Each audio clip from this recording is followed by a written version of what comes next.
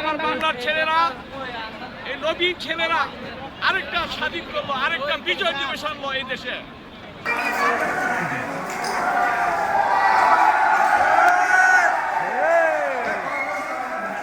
আমি বলেছিলাম তাকে 2023 সালে একটা দিয়ে আপনাকে শেষ করবে মাননীয় প্রধানমন্ত্রী।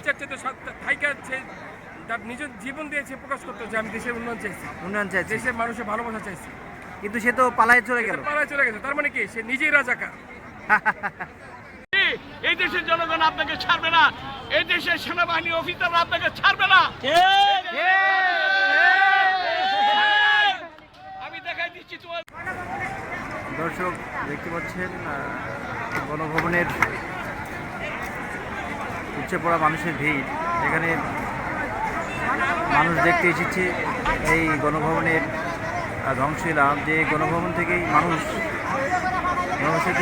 থেকেই হাসিনা সরকার বিভিন্ন দমন্তরে নির্যাতিত মানুষ এই ছাত্রদের হত্যা নির্দেশ দিয়েছিল। এখানে মানুষ এসেছে, আমরা গণভবনের ছাদে পর্যন্ত লোক দেখতে পাচ্ছি। এখানে মানুষ বিজয় উল্লাস করছে। তার এই পতন দেশবাসী দেখতে চাচ্ছিল, অবশ্যই সেটা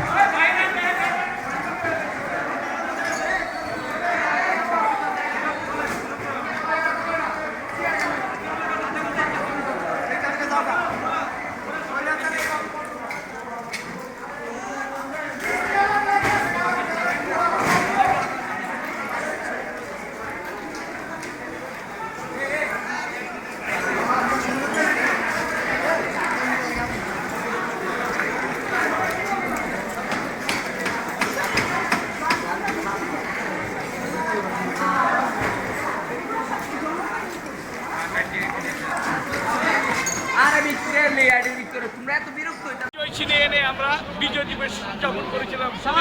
আজকে 5ই আগস্ট আমার বাংলার ছেলেরা, এই নবীন ছেলেরা আরেকটা স্বাধীন করলো, আরেকটা বিজয় দিবস আনলো এই দেশে। আমি highly glad to receive this বিজয়। মুক্তিযুদ্ধের সত্যিকার চেতনা বলতে আপনি কি বলছেন? আপনি তো মুক্তিযুদ্ধ একজন। আমি মুক্তিযুদ্ধের চেতনা বলতে এই জেনারেশন ইয়াং জেনারেশন, আমি এই চেতনা বলবো এরাই। আমি 16 বছর বয়সে আগরতলা গিয়েছিলাম বাবা, যুদ্ধ করেছি। আপনাদেরকে যথাযথ সম্মান দেওয়া হোক এবং আমরা সেটা দিব। আমার